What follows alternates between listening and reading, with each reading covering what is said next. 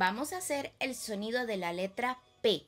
Para eso necesitamos nuestro espejo y vamos a hacer este movimiento. Vamos a cerrar nuestros labios, así, y el sonido es este. P, P. Ahora vamos a combinarlo. La P con la A suena PA. La P con la E suena P. La P con la I, PI. La P con la O, PO. La P con la U, PU. Es el turno de ustedes, chicos. Recuerden ver sus labios en el espejo.